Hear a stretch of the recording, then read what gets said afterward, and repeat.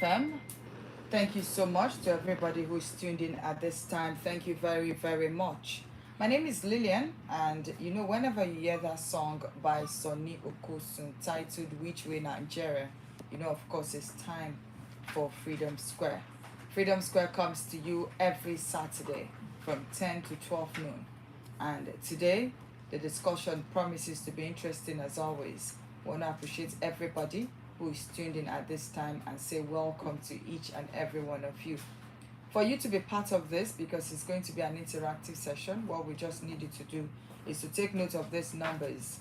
We have 0902 311 1009, 0902 311 1009, and also 0909 771 1009. So these two numbers you can actually get across to us once we open up the talk lines. You can watch us live on Facebook, Freedom Square TV, or on Solid 100.9 FM. As always, we have Honorable Uchenna Cyril Anyianuka. Good morning, sir, and welcome.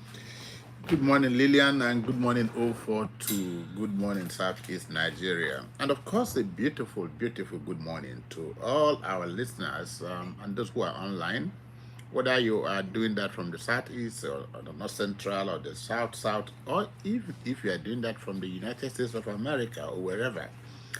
We're glad to have you either listening to us or watching us online. Today is actually the 13th. Yes. 13th day of December. We have 12 days to Christmas. And 12 days to Christmas. The studio is looking Christmas. Well, how do you say it? Christmas-ish. Christmas. Yes, the studio is everything to celebrate Christ. But today we want to take a look and have a conversation around what will impact, what will determine in more ways than one the life and times of the people of Enugu State in the 2026, and that is the Enugu budget. Of course, on the 2nd of December, His Excellency Barrister Dr. Peter December presented the 2026 budget estimates to the House of Assembly. It was a ceremony of sort. And he took to his verified Facebook to say this. And Lillian, I want you to go through this, whole and entire, because it's from the heart of His Excellency the Governor. Okay, just quietly go through that. Okay, he said, today I presented the Enugu State 2026 budget estimates to the honorable members of the House of Assembly. A budget crafted to consolidate our gains, accelerate growth, and deliver impact at full scale across our state. The 2026 budget stands at approximately 1.62 trillion naira, a deliberate and strategic 66.5% increase over the 2025 fiscal year. This reflects not only the scale of transformation underway, but also our determination to sustain the momentum we have built over the last 2 years. Our revenue projections are grounded in real performance and the activation of new economic engines. 2026, we expect 870 billion naira from internally generated revenue, 387 billion naira from FAAC, and 329 billion naira in capital receipts. These projections are backed by the assets, systems, and reforms already taking roots across the state. In keeping with our commitment to development-focused governance, the budget allocates 80% to capital expenditure and 20% to recurrent spending. This ensures that the bulk of our resources will continue to fund the roads, schools, hospitals, water infrastructure, transport systems, digital platforms, and productive assets that directly touch the lives of our people. Education remains at the heart of our transformation strategy. For the second consecutive year, we are devoting more than 30% of the entire budget to developing minds, skills, and confidence of our young people. with the Smart Schools project now standing across wards. 2026 will see the rise of smart secondary schools and expanded technical and vocational institutions that prepare our children for a competitive, innovation-driven future. Healthcare receives 10% of the total budget, supporting the completion and equipping of 260 Type 2 primary healthcare centers, the upgrade of 51 secondary health facilities, the completion of the 300-bed Enugu International Hospital, and the ongoing transformation of Parkland. Our philosophy is simple: where you live should never determine the quality of healthcare you receive. Infrastructure and transportation continue their major expansion. In 2026, we will deepen the gains already made by constructing and rehabilitating extensive networks of urban and rural roads, delivering new transport terminals, expanding the taxi fleet, and increasing Enugu Air's capacity as a regional connector. These upgrades reflect our resolve to improve mobility, open markets, stimulate commerce, and bring communities closer to opportunity. Agriculture also enters a new phase of scale, with all 260 farm estates nearing completion. Each will be equipped with the infrastructure necessary to support fully mechanized farming and agro-processing warehouses, irrigation, tractor sheds, and energy supply. This transformation will boost food production, strengthen rural economies, and create thousands of new jobs. Tourism will advance with the revitalization of our home, Okpatu, Nsude, Ngo, and Akuke, where natural attractions are being upgraded into world-class sites capable of drawing 3 million visitors annually. Meanwhile, the housing sector received more than 50% of the budget, enabling us to deliver 15,000 mass housing units next year as part of the first phase of our broader 30,000 unit target. The new Enugu Smart City, whose infrastructure will be completed in 2026, is projected to generate over 300 billion naira for the state once its development assets come fully on stream. Security remains the foundation upon which all our progress rests. Consequently, additional investments will expand our surveillance systems, extend coverage to more local government areas, and strengthen our intelligence architecture to ensure that Enugu remains one of the safest states in the country. This budget is not merely a financial plan, it is a declaration of intent. It signals our resolve to build a self-sustaining, modern, productive state that lifts every community and transforms the daily reality of our people. It is our responsible and confident reach into the future, backed by track record, strengthened by new revenue sources, and guided by strict governance principles. As we pursue this agenda, we also acknowledge the role of President Bola Ahmed Tinubu's administration in promoting fiscal reforms, national infrastructure programs, and security collaboration that supports the efforts of sub-national governments to deliver development at scale. A stable and enabling federal environment strengthens our capacity to plan boldly and execute effectively for Enugu. I am deeply grateful to the Honorable House for its partnership and to Enugu for the trust, patience, and belief they have fueled our journey. As we step into our new year, we do so with clarity of purpose and renewed determination to deliver on every promise we have made. Tomorrow is no longer coming. Tomorrow is here. I am. Okay, you just heard it. Perhaps you may have missed the presentation itself. This is like an abridged presentation written by His Excellency the Governor himself, and that being on Facebook. And we needed to do this to refresh the mind of our listeners and those who are watching us that that is from the governor. So if you didn't get to listen to him or watch him a second, this one is from his hands. Is like an abridged version of that. We'll take a short break. When we come back, we'll begin the show proper. Don't change the dial.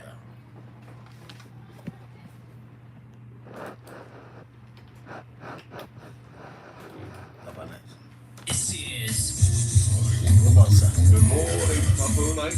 Yes. Good morning, sir. We've changed our style. Our feather decorated.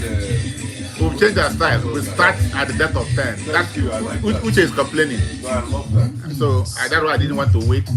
Once it's 10 on the dot, I start. Whether there's anybody or there's nobody. And I walked in here at exactly 10. You should be seated before 10. No, I should have been, but you need to talk to your security person. The guy doesn't respond to you. Bros, I had it when I came in. I got the treatment. Who they want? Out of my kids for at least 2 minutes. He's a lousy guy. He gave me the same. He gave me the same show.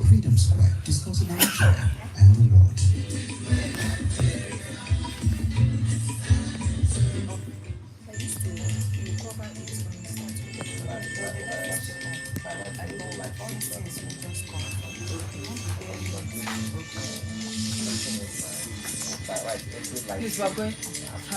No, no.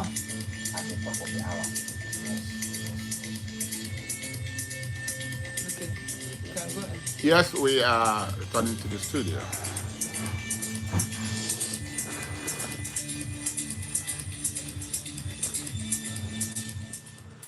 Okay, welcome back to the show. It is still Freedom Square live on Solid 100.9 FM. And if you've been following us, we just went through His Excellency the Governor's abridged statement on the budget, which is presented to the Enugu State House of Assembly on the 2nd of December. And so today we are here at our electronic square to do a periscopic analysis. You know, when we say periscopic, it means we're going to take comb, brush, and everything to actually look at the budget. And so today we cast our searchlights on one of the most important documents that determine the direction, progress, and well-being of every citizen, the 2026 Enugu budget. We're calling it a periscopic analysis because today we're not just scratching the surface, we're going deep into the numbers, priorities, assumptions, and realities behind the figures. So from now till 12 noon, we'll be doing justice to that. Those who are wanting to call, if we get to open the talk lines, no problem. If we don't get to open the talk lines, please, it's an analysis. You just listen. And maybe there'll be another opportunity, but we hope we'll do that. The 2026 budget comes at a defining moment. 2 years and counting into the current administration's reform-driven governance agenda. We've seen massive road construction across the 3 senatorial zones, a revamp of the tax system, investment in water, education, technology, transport, and other reforms, and the introduction of CNG buses. But a budget is not about promises, or is it? It is about priorities. It's not just about numbers, it is about direction. It's not only about expenditure, it's also about impact. Today we ask, is the budget expansionary or conservative? Are the revenue projections realistic? Are we borrowing too much or investing strategically? Which sector or sectors receive the highest attention and which are underfunded? Because while you talk about those who get the lion's share, you want to look at those who are getting a portrait of the budget. Are they not also as important as the others?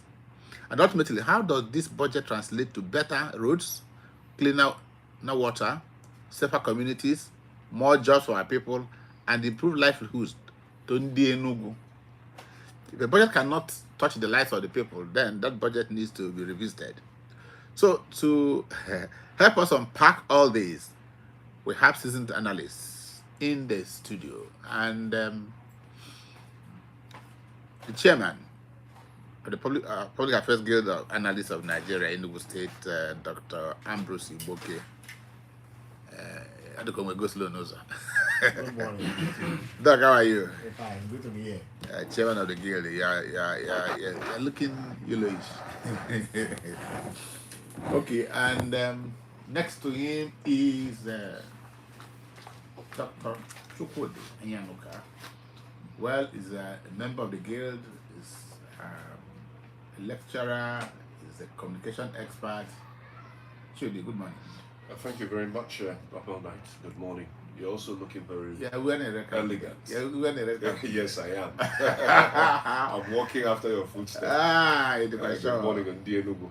Okay, and next to him is a veteran in the communication field. You can call me a communication guru, if you like. He traversed the whole country like a colossus, and finally he's back to Enugu because Enugu is good. Emeka Odom, okay, how are you?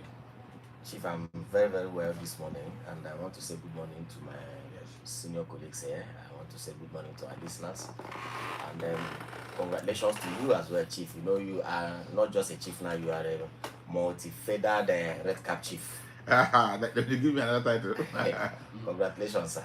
Okay, no problem. And of course, not actually the last and not the least, is our own professor. When he professes, sometimes the city begin to shake. The chartered accountant, the refined economist, is an analyst of national and international repute. Professor Chiwike Uba. Prof. Na-azụ nke a n'ọnụ ndị Enugu ụtụtụ ọma nọ anyị ga ntị gbari ugbu a. Yes. Hopefully one or two other members of the guild will join us. Gentlemen, welcome.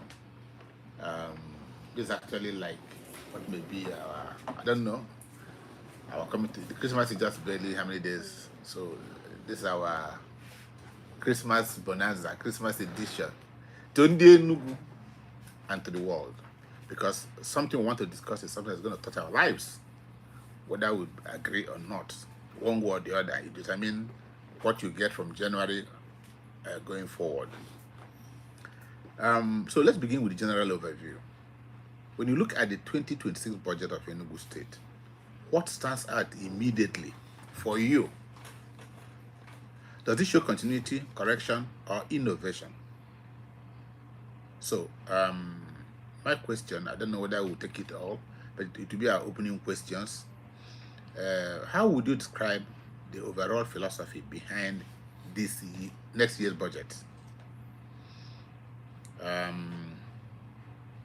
So let me start with Ambrose, and I'm going to time this not more than 5 minutes.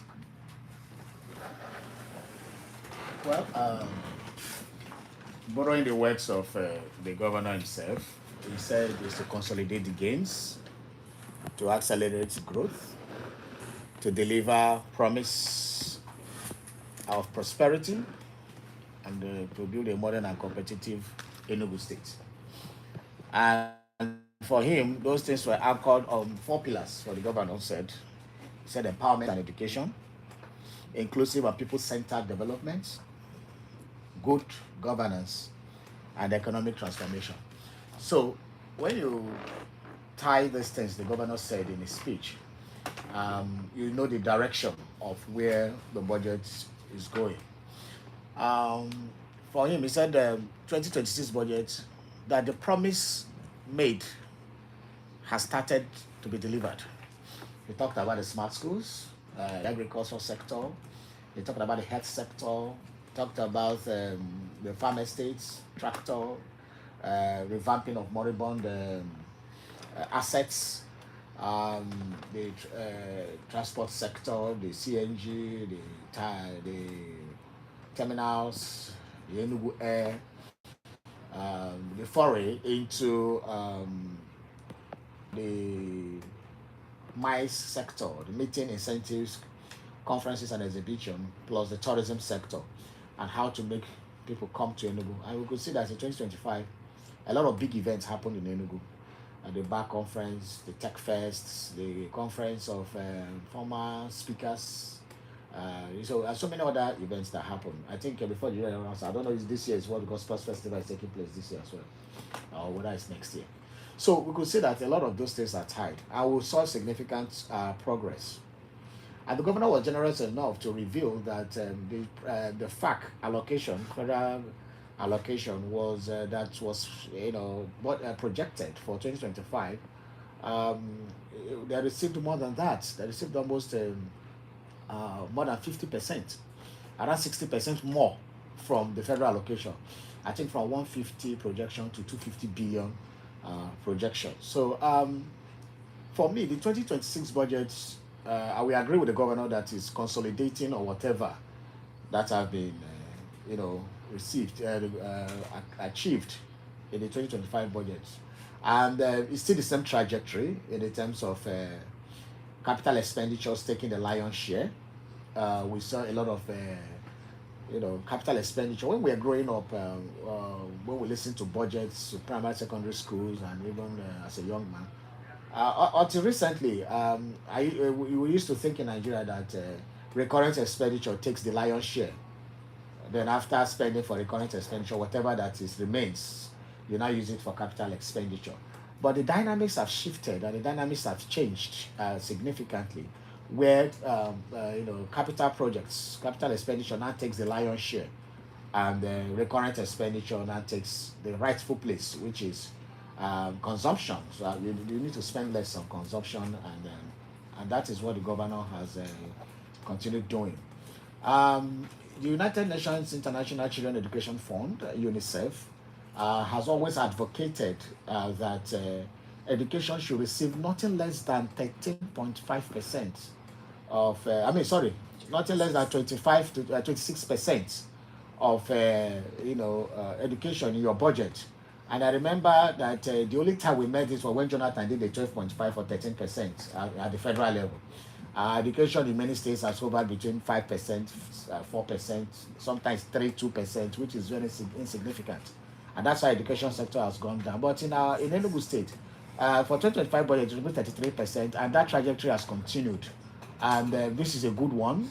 And we saw a lot of social intervention in the 2026 budget.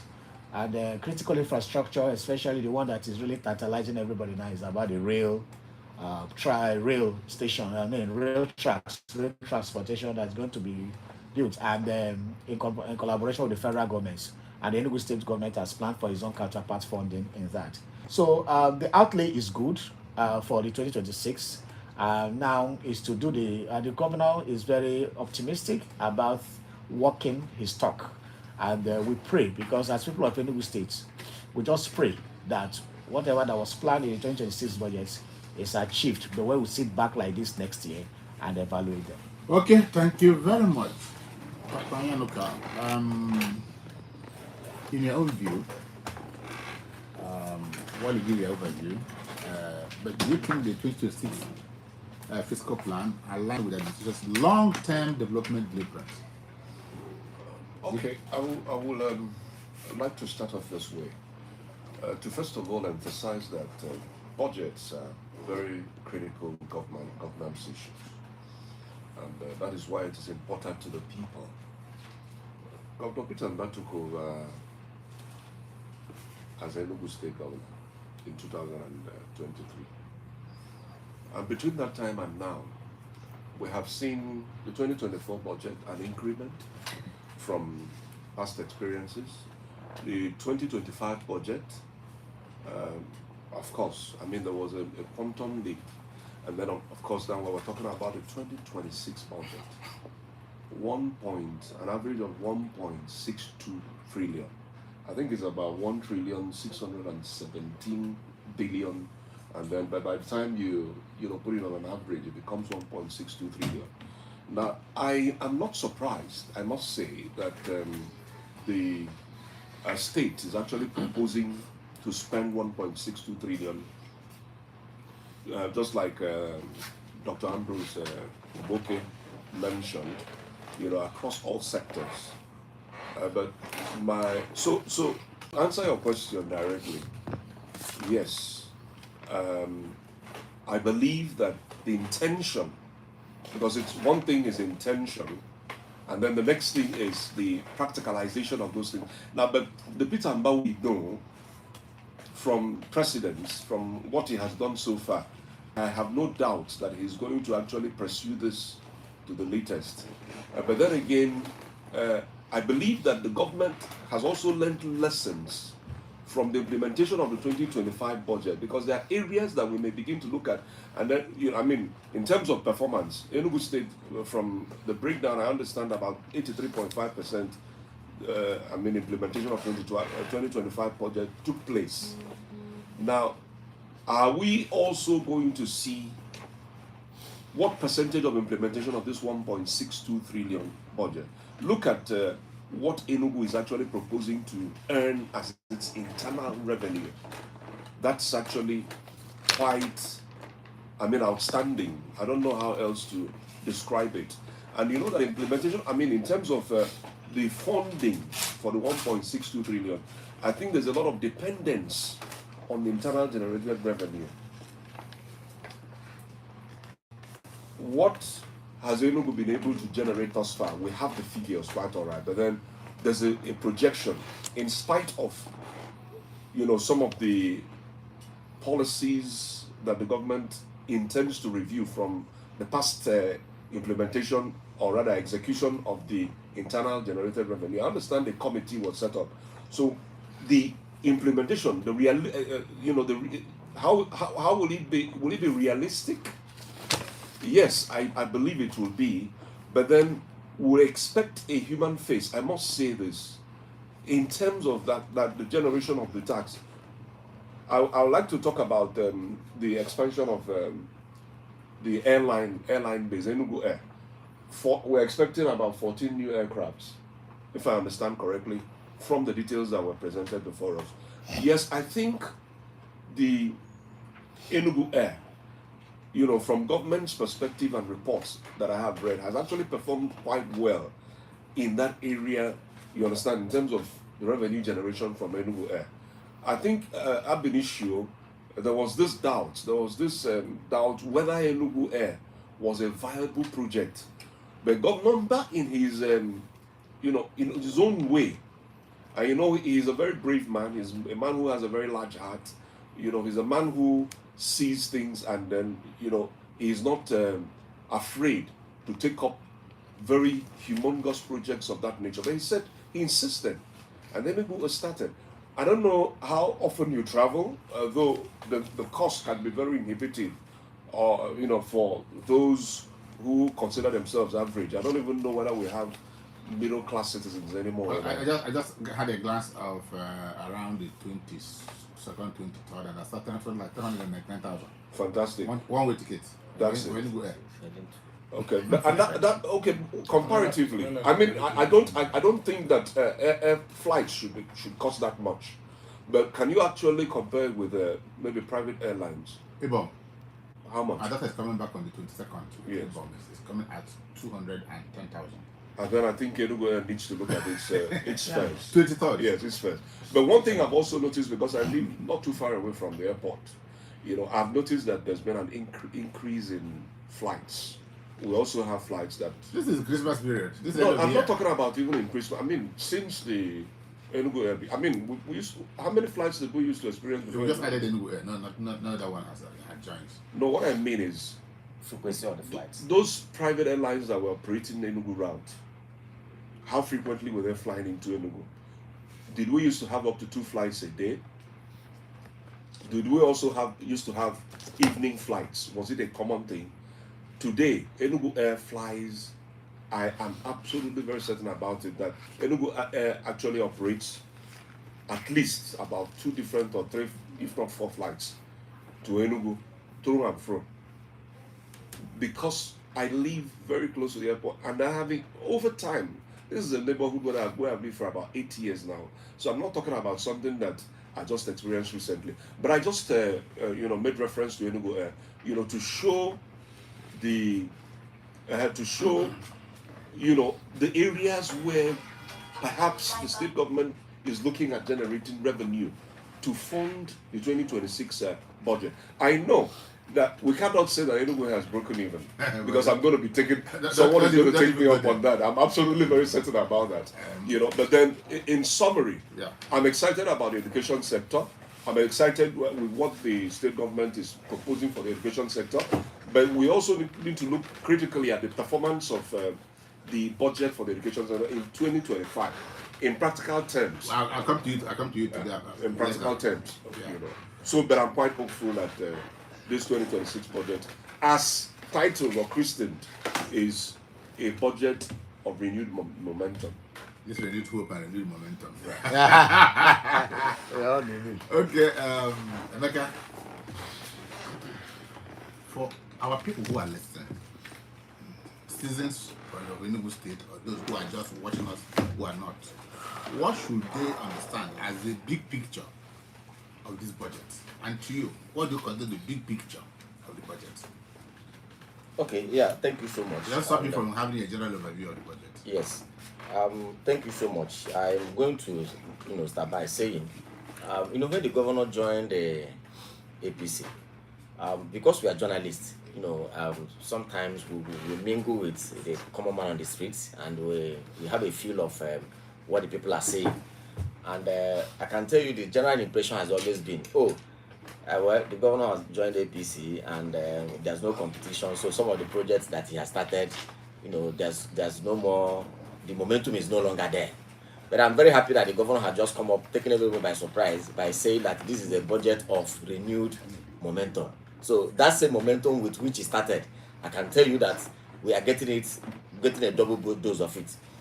Now, you look at this budget, it depends on what everybody is looking forward to. We have our different impressions and different expectations of governance. But to me, I'm happy you have said, for me, I've never missed words in saying that I want to look at, the performance or the development sector from the tourism perspective. And I will give you my reason. Days are gone when people look at tourism from the perspective of leisure. Tourism is no longer an element of leisure. Yes, people could draw leisure from it, but today it's purely an economic venture. And there are many mega cities of the world that are reaping tourist dollar from tourism. Arrivals are increasing, and if you look at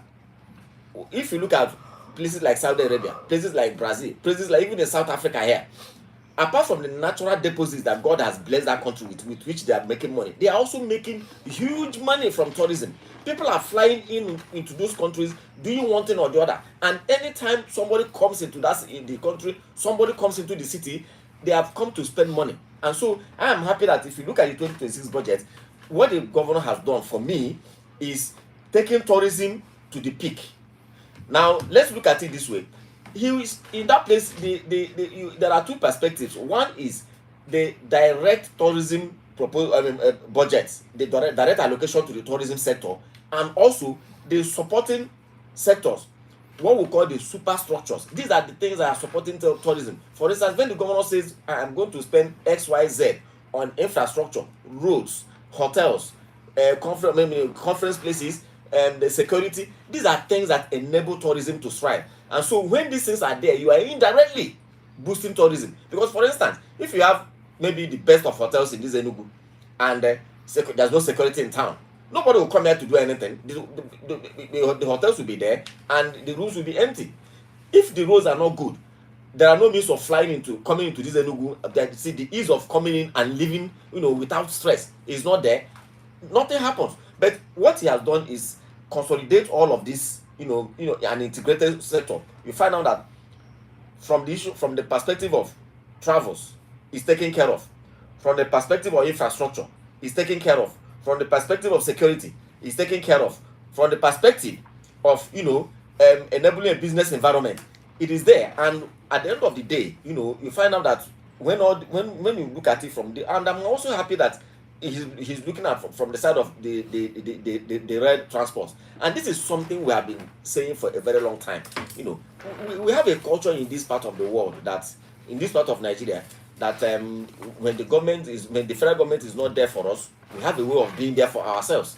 And one would also say, well, the rail that he's talking about is going to be a counterpart funding. He has made up available what Enugu will do, and it's the partnership with the federal government. Perhaps also these are part of the gains of aligning with the center. So for me, that's the way when I look at the budget, I look at it from a holistic perspective, and I am satisfied, quite frankly. However, Okay. However, I believe that there will be opportunity to talk about, you know, a few other things, because one of the things that we have always had in this country is the proposals. Sometimes the proposals are always good, you know, but the implementation is where that is the devil is in the details. And then let me round up by saying this, that we have been castigating, I mean, positively anyway, castigating our leaders in the past, that the states rely so much on federal allocation. In fact, that, of course, you know, that was what brought the cliche, the feeding bottle federalism. But I can tell you, with this budget now, you look at 870 internal generated revenue, compare with about 380 something expectation from federal allocation. Can you rightly say that this is a feeding bottle federalism any longer? Okay. That question will soon be answered. And while we welcome Umeh Clinton, I'll explain why he came so late. I want to go to Professor. Professor, so let's talk about revenue. This is your forte. And you know that it is at the heartbeat of any budget. Without realistic income projections, even the best ideas collapse. So I ask, from your understanding, are the IGR projections for 2026 realistic, given Nigeria's current economic climate? I will also add, has the tax digitalization improved collection or created hardships for small businesses? What is the implication of depending on FAC? Emeka was just saying that it's like the IGR is more than the FAC. Well, we have a man of finance here to talk about that. Even when the allocation remains uncertain, because you know it's not something that is constant. And are you impressed that the proposed borrowings are sustainable? Fully packed for Professor. It's a professorial question. I will need a professorial answer. I don't know why you changed my own question. It does stop you from doing a general overview, but you're the man of finance. Just like the way you change the questions of your students. Anyway, the first thing, Anyianuka, you're better corporate in that. the first thing I will say about the budget, because I may need to provide an overview just before I do. I said you can do that. Yeah. Remember, you have 12 minutes. Yes, it's very, like I've always said, it's a very ambitious, audacious, expansionary budget at 1.62 billion. It shows the kind of governor that we have, one who wants to do everything immediately and at the same time. Now you ask questions with respect to revenue. I work more with figures, data.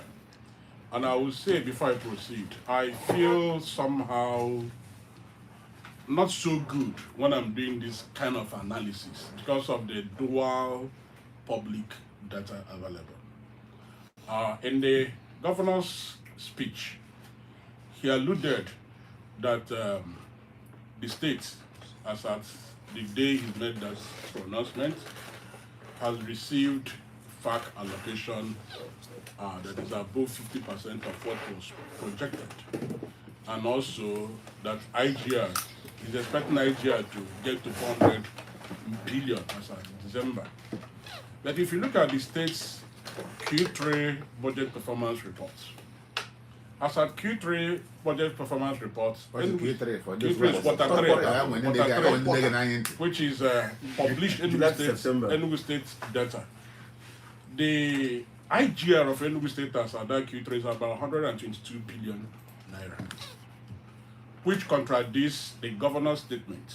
It's either that the state's internal revenue has not updated their own information. Even if they've updated information, I'm wondering how the state will ramp up about 279 billion in quarter 3 to get to what the governor is projecting to get by December. And the same thing with the FAC. FAC, as at quarter 3, we have achieved about 90%, which is doing very well. So it's obvious by December we will exceed the 2025 budget. Because as at that time, we've gotten over 200 and something billion. So at that time. And if you look at the expenditure component of it also, the governor said we spent about 870 billion as at when he read the budget. But if you look at it, the capital expenditure as at that Q3 based on the available public records is about 196 billion naira on capital side of it. Now you ask whether it is realistic. If you are projecting to get about 870 billion in Nigeria in 2026, and the Shinu Shahin and Manu Otoshi, if the actual if the actual revenue as reported, because I will prefer to make this further analysis at the end of the year when we see the audited financial statement of the states to see what was the actual IGR, actual expenditure and all that. But given the document available, ramping with the governor's speech, it will be a tall order. But I'm happy that the governor said that most of the revenue will come from sale of lands and not from airline, as Anyianuka is saying. I didn't say. So it's going to come from sale of lands. I knew it was going to reference that. No, but you know, it's misrepresenting my comments. I don't think he's misrepresenting you.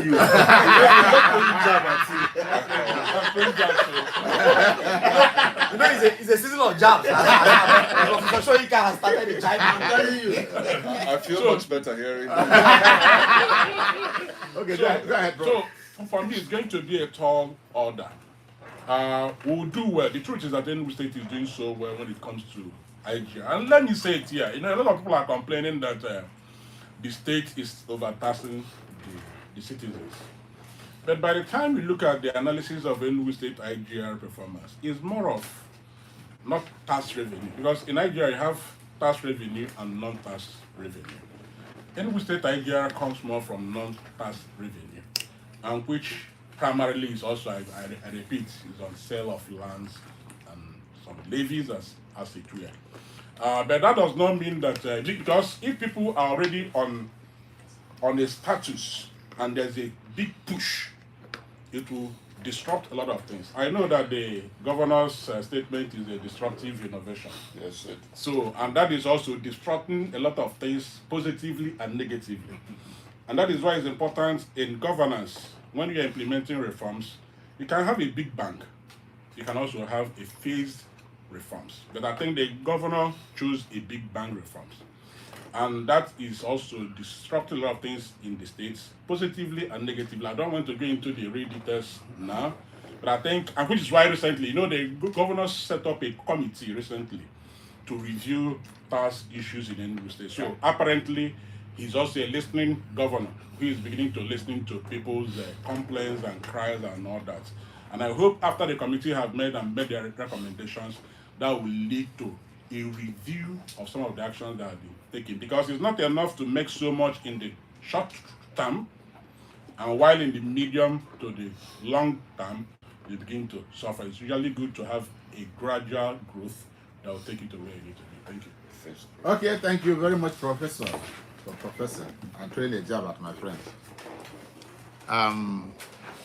James 101. I don't know where to start with you.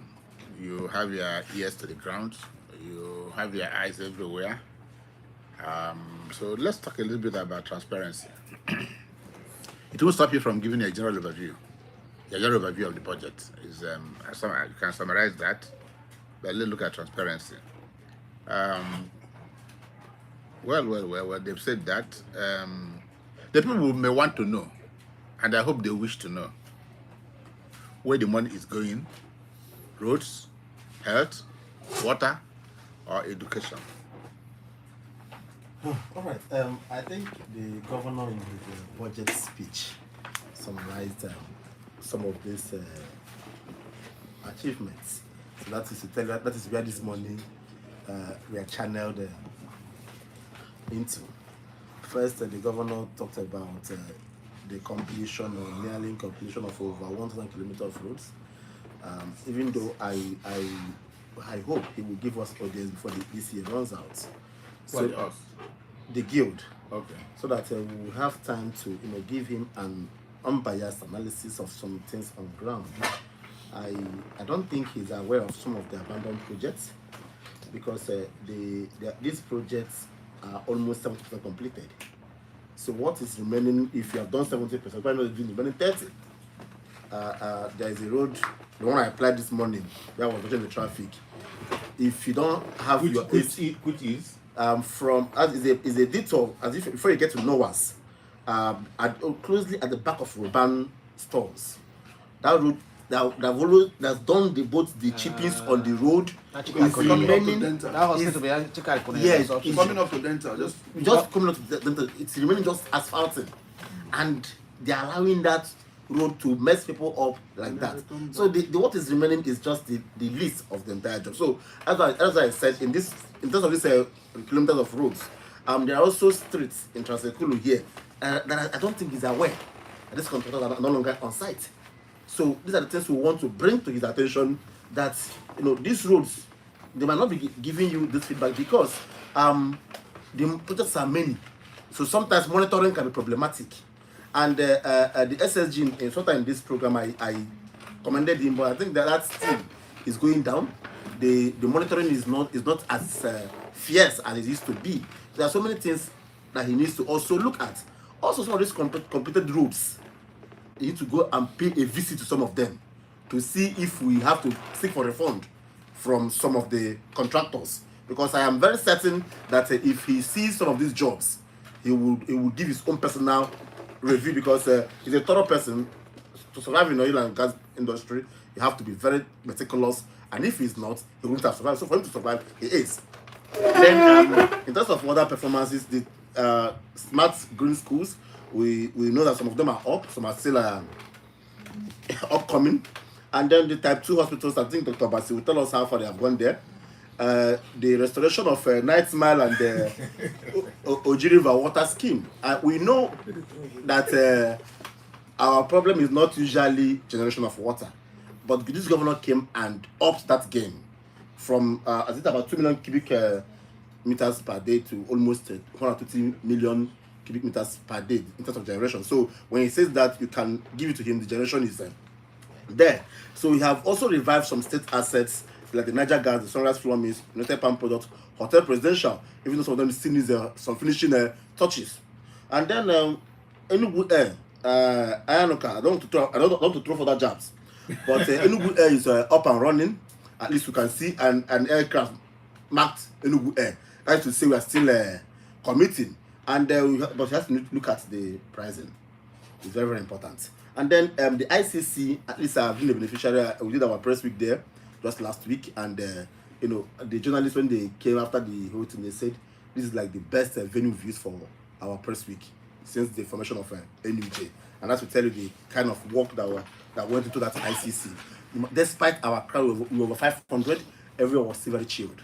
So nobody was sweating, and I asked them, I hope you people are enjoying the state. Everybody was just giving the affirmative. So that one you can talk about it. And then the bus terminals, even though I still have a little problem, and I'm very certain, I spoke with the SA on facilities. I told him this bus terminals, is His Excellency aware that buses are still loading on the road? Because when these terminals were coming up, we were told that when they're completed, these buses will enter the parks and leave our major roads. If you go to it's an eyesore, Garrick is an eyesore, Holy Ghost is an eyesore. So they should move there and start paying us those money they're paying to Agboro. Because if you go to Holy Ghost now, I had a reason to join public transport for the very first time in a very long time. And I sat in the front as a journalist. I was just trying to take some notes. I asked the driver, why they're not catching you, the MOT guys? He said, no, we have paid for the day. So another person now, they have paid for the day. Okay, paid for the day. They have paid for the day. So another person now came on Mufti. He said the person is a policeman. I said, policeman. He said, yes, you pay again 200. Then the whole government people 200. So all this money, I need to tell the governor that money is wasting. So these people should move to park and let us collect that money for the state, and then decongest our roads. Then finally, because I now have just 5 minutes. And in terms of agriculture, we've seen some works being done, investments being done, but I think like Oliver Twist, we want some more. Our Enugu rice, we need to have it back, and not just having it back on sacks. We need to have it back in the farm. And then, look, talking about 2026 budget, 1.62 trillion. I leave the issue of where is the money to Prof. Is there fit to tell us if it is generatable? So now, but one thing is very, very interesting. He talked about 870 billion IGR. I wish after by July next year, I want to do a personal award. Even if I don't give it to the governor anyway, because I'm wondering where this money is. But I've not been a governor, so he's on a very poor position to know where that money is. And I give it to him. His daring spirit is out of this world. So I just pray. Well, this is the first time we are having, especially from FAC, 387 billion and IGR 870 billion. I don't know how we want to marry these two, but may heaven help us, because if this is achieved, and like the Prof said, people are complaining about tax because we as Africans, we don't like paying tax. That's the natural thing. But this is because even governments don't utilize our tax to give us the services we pay for. That's why most times we see tax paying as a waste of money. So finally, capital expenditure 80%, recurrent almost 20%. This is an indicator that Enugu is on a revolution infrastructure-wise. Thank you so much. You just suggested to the governor where he can find the revenue to make up 870. No, the agriculture is the you just give him a solution. Of course. No, if we use those parks, at least you study in Lagos. Park in Lagos is like is more serious. Like the governor is more important who becomes the park chairman than who becomes the party chairman. But that is where the daily money comes from. Thank you, Dr. Obasi. I don't know whether you're going to take up the challenge thrown by. No, it's not a challenge. I asked you for information.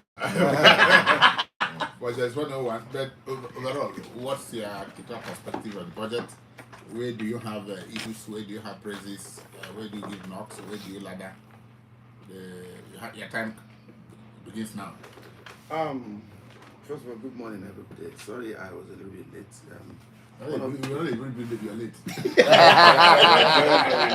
had abandoned my vehicle in traffic to walk yes, between Nike Lake. Okay, Anti Junction. I had to abandon the vehicle there, and then we used the keke to continue your journey. Continue my journey. I guess that's how it is. It's no thanks to the works being done. Some of us are quite appreciative. Only what we pray that let's expedite action and move faster. Otherwise, this Xmas will become a very terrible nightmare for those living around all these those neighborhoods. Sometimes it will take you as much as 2 hours, to navigate through traffic, and it's difficult. So, but all said and done, when I saw that budget, the first thing that came to my mind was Ben Ayade, the budget of big numbers. I was really dwarfed, I must tell you the truth. I was extremely dwarfed because the humongous 1.6 trillion naira is not 80-party money. Even Lagos State cannot boost of that money effectively. But what happened was, when I began to look at the breakdown, the capital expenditure, the recurrent expenditure, how the money will come, I began to see some reality and ambition. Reality in the sense that I looked at the capital expenditure, I discovered that somewhat His Excellency was able, recurrent expenditure was able to cover the recurrent expenditure with FAC. And then the capital expenditure to come with, I think, capital receipts and IGR. So it simply implies that he placed some very huge work on his doorsteps. When you say you want to have about 1,200 urban roads completed, talking about extending, I think 10% of the revenue of the fund to be allocated to railway, which was part of his campaign manifesto. And you understand clearly that he needs to be aggressive in trying to get, money. And I said, okay, fine. The difference between my wonderful Governor Ben Ayade and the person in Enugu State is that Ben is a chemist. This one is more of a financial Entrepreneur. entrepreneur. So I think it's an ambitious budget overall. It's a budget that for some of us who have little little minds in terms of looking for money, this is spurring many of us to look in the other opportunities that the government's about providing, because I look at those sectors where he says going to put in more funds. I saw that education still retained over 30%. At 2 points, yeah. 2 points.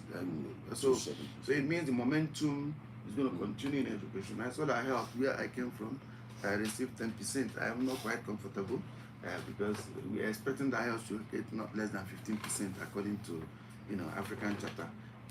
Nigeria is a party to, but nonetheless, it's an improvement from what we used to have in the national, which is less than 7%. So, but I think where it should be more important to many of us is how to generate the IGR. Many of my colleagues have spoken on the fact that it's not looking at taxing people, but probably looking at converting the assets Enugu State have into either a commercial venture or trying to get it to something that will generate funds, especially something like land and so on. So I believe that one thing that many of us will do, I will still do like journalist 101, is to do a critical follow-up of how the governor wants to achieve the ambition.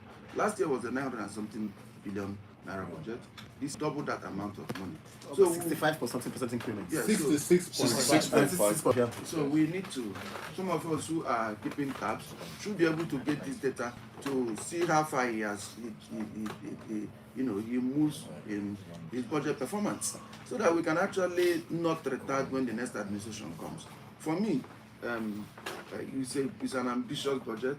I give it to him, and we must help him to achieve whatever goal he sets out. But more importantly, we should be reminding His Excellency that there is need for us to track these budgets. There is need for us to have transparency. There is need for us to have, just like Ambrose alluded, a lot of roads today are nearly completion, except asphalting. And we know clearly that by the end of December come next year, if they are not asphalted, many of the roads will start wearing out.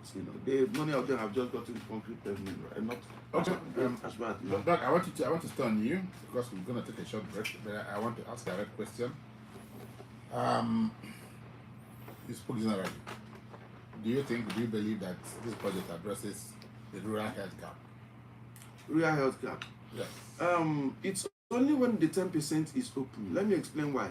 One greatest challenge we have in health sector is not even the infrastructure, it's the human resources. So we need to open the budget very well, because if it accommodates improving or putting incentives, for the workers in the rural areas, we know that we're going to be retained. The greatest challenge we have is retention of workers. Not infrastructure. Not infrastructure. That's the greatest challenge we have. Because we could go to so many. I've gone to what's it called? Above. Not above. So many of the facilities. You see beautiful infrastructure. You see workers. But when you want to get the health workers, like the nurses, the midwives, the doctors, you hear that they are not there. Many of them are still dealing with what's it called? Those that are giving free services. So we are looking at how do we narrow that human resource gap. That's a big question. Sometimes we employ them, but they don't stay. So the big question is, what is that 10% going to be? Is it going to be for building infrastructure like facilities where they will live? Some of us have actually told some local government chairmen, if you really want to help get these workers to be retained, why don't you build where they should live? Why don't you give them electricity? Why don't you make sure that they stay in a safe environment? So if you don't have those, you might build all the infrastructure, but the health workers may not be there, which is vital. I can give you an example. This room where we are, a doctor who understands his skills can see a patient, perform surgery, revive a almost nearly a comatose patient, even under the mango tree, just like during the World War, during the Second World War. But if you have, that's what I say. So any place you see yourself on the road, many of us have performed some procedures on the road to help people. But if you have the best infrastructure without the personnel, I mean, you ended up doing nothing. So one of the most critical things we need is the human resource. The infrastructure is there and it's not utilized. It will wear out and get spoiled. Okay. So that's. Thank you, gentlemen. We'll take a short break. When we come back, we'll talk some more. Don't go anywhere.